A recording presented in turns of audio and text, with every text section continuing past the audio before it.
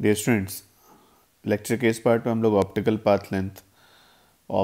Path length से जो difference आता है उसको हम लोग कवर करेंगे। कोई पूछे ऑप्टिकल पाथ लेंथ या ऑप्टिकल डिस्टेंस क्या होती है, तो basically it is the product of geometric length. जितना आपको दिख रहा है, मान लीजिए आपको लगता है एक्स चल रहा है, जितना भी पाथ रे ने कवर किया उसको आपने नोट किया और उसको मल्टीप्लाई कर दिया refractive index of the medium जिससे वो जा रहा है। तो अगर मान लीजिए लाइट रे है आपकी, अगर आपकी किसी मीडियम में एक्स चलती है और आपका मान लेते हैं वो ग्लास से ट्रेवल कर रहा है तो 1.5x। मान लीजिए वो टी चलता है और वाटर में चल रहा है तो 4/3। तो optical path length is n times of geometrical path length. क्या है इसके पीछे का लॉजिक जरा देखा जाए तो कॉन्सेप्ट यह है कि अगर आपके पास एक लाइट बीम थी, इस तरीके से ट्रैवल करती हुई आ रही है, सबको क्लियर है कि लाइट बीम है तो ये वाली लाइंस वेव फ्रंट आते हैं आपके पास, और यहाँ पे पता लगा सर ये जो वेव फ्रंट है सर यहाँ पे फेज़ आपका फाई है। एक्स डिस्टेंस आगे चल के आओगे तो फेज़ एडवांस हो जाएगा। एक्स डिस्टेंस आगे चलने पे फेज़ कितना एडवांस होगा, तो 5+2π/λ इंटू एक्स। ओके, ऐसा पढ़ा है ना। लैम्डा पे चेंज होता है 2π, तो यूनिट पे कितना होगा 2π/λ, और एक्स आ गया होगा तो 2π/λ इंटू एक्स। फेज़ एडवांस हो गया। यहाँ पे आगे चल के आओगे तो फेज़ आपका 5+2π/λ इंटू एक्स। अब ये बीम थी, इस तरीके चलता है कि तो यहाँ भी फेस फाई था और एक डिस्टेंस आया तो यहाँ भी फेस सेम है, तो ये दोनों पॉइंट का फेस सेम। अब क्या करना है कि बिल्कुल वही डायग्राम जो था उसमें, सो ऊपर वाली वेव को तो वैक्यूम में ही ट्रैवल करने दिया, स्पीड c थी। सर नीचे वाली जो वेव थी, बीम थी, उसमें रास्ते में एक ग्लास स्लैब लगा दी। देख रही है ग्लास स्लैब।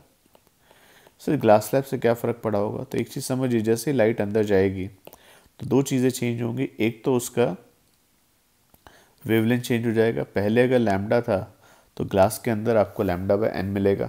ओके, और अगर बात की जाए तो ऊपर एक तो वेवलेंथ चेंज होगी, दूसरा स्पीड चेंज होगी। जब तक आप वैक्यूम में ट्रैवल कर रहे थे तब तक आपकी स्पीड c थी और अंदर आते आपकी स्पीड c/n हो जाएगी। जब लाइट आपके पीछे बाहर आएगी इससे, तो आप बोलोगे फेज़ कितना हो जाएगा 5+2π/λ इंटू एक्स। लेकिन जो रे ग्लास के अंदर चली होगी वो श्रिंक कर गई है, सेम डिस्टेंस में ज़्यादा वेव्स कवर करेगी।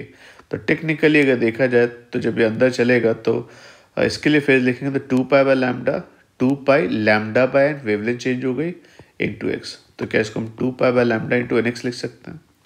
तो कंपैरिजन देखा तो ये पाया कि अगर एक्स डिस्टेंस यहाँ चलते हैं और एक्स डिस्टेंस आप ग्लास के अंदर चलते हैं तो ग्लास के अंदर आप टेक्निकली कितना चलते हैं, nx चलते हैं। तो 5+2π/λ इंटू एक्स, 5+2π/λ इंटू nx। तो हमेशा ध्यान रखिएगा कि ऑप्टिकल जो पाथ आता है आपका वो n types of geometrical path है। एयर में x चलेगा तो ऑप्टिकल पाथ होगा 1 इंटू एक्स, और ग्लास स्लैब के अंदर x चलेगा तो ऑप्टिकल पाथ होगा n इंटू एक्स। तो optical path is n times of geometrical path, जो मैंने आपको बताया। सिंपल सा डिस्कशन आया कि इन ऑप्टिक्स सिंपल सा optical path is the multiplication of two things. One, geometric length जो आपने चली है, जो दिख रही है आपको चलते हुए, end product of refractive index of the medium जिस वो प्रोपोगेट होता है। ओके, तो optical path equal to n types of geometrical length. जैसे मान लिया आपने यहाँ पे 0.1 लिया, 0.2 लिया, 1 से x1 डिस्टेंस पे आपने ग्लास स्लैब रखी, ग्लास x2 है।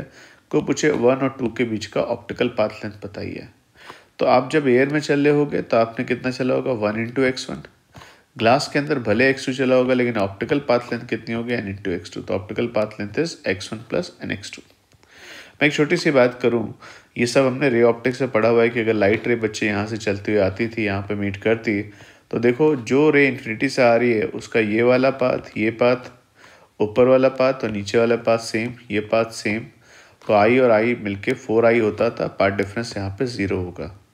लेकिन अगर आप क्या करो, ऊपर वाले बच्चे यहाँ पे आपने क्या करा, एक ग्लास स्लैब रख दी, ये स्लैब है, ठीक है, और यहाँ पे आपने कुछ नहीं रखा है, ये आपका सिंपल स्ट्रेट ऐसे ही जा रही थी।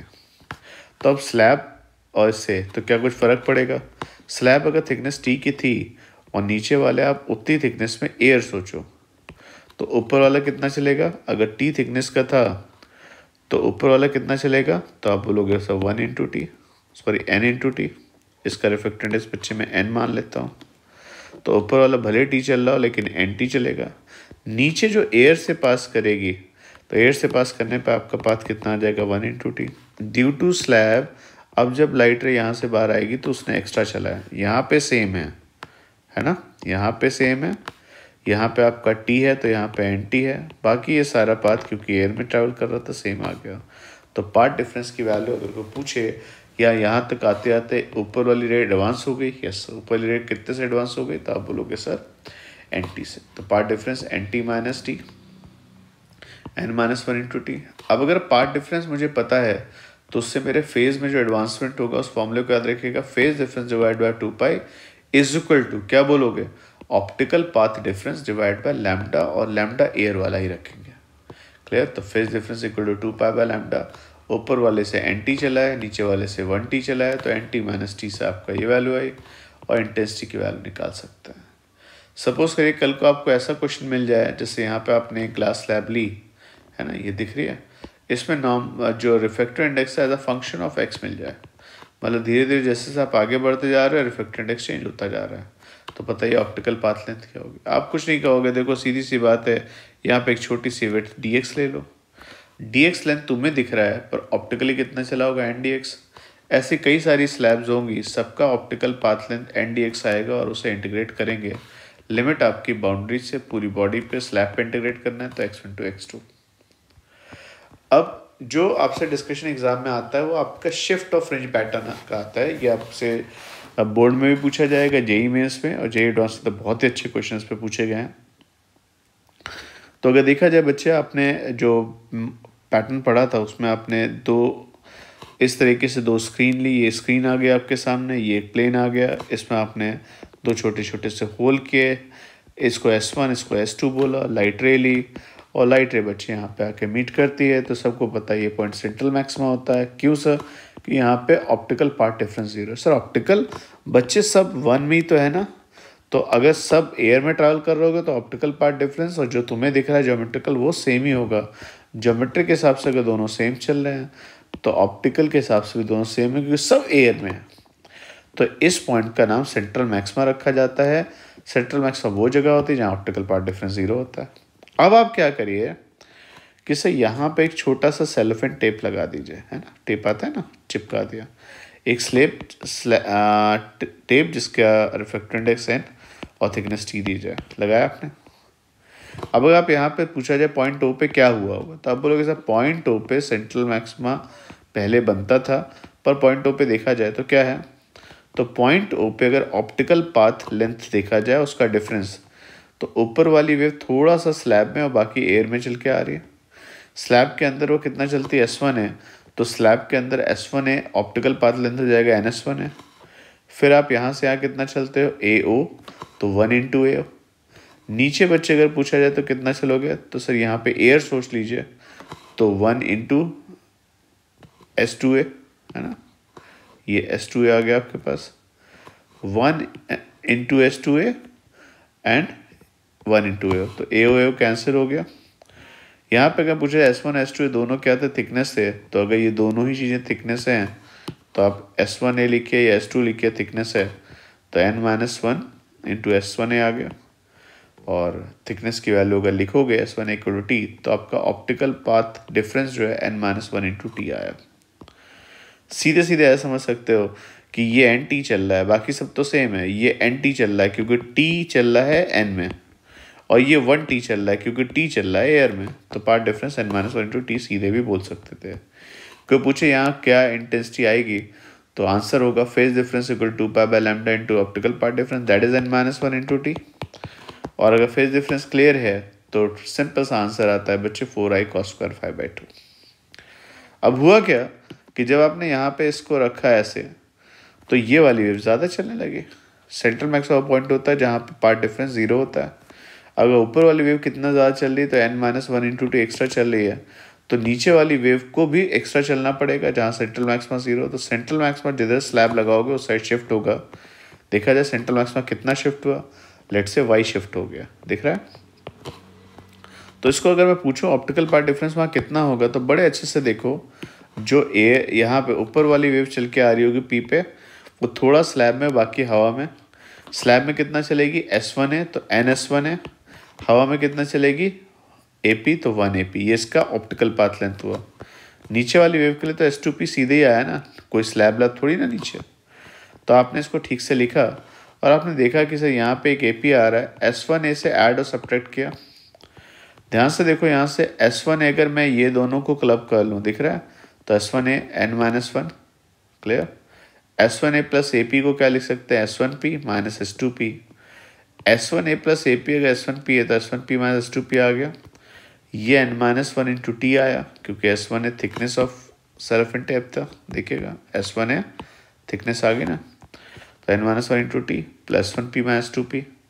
S1P माइनस 2P तो नहीं पता, पर S2P माइनस 1P हमने ज़रूर पढ़ा हुआ है, कितना होता है dy/d, तो ये माइनस dy/d हो गया।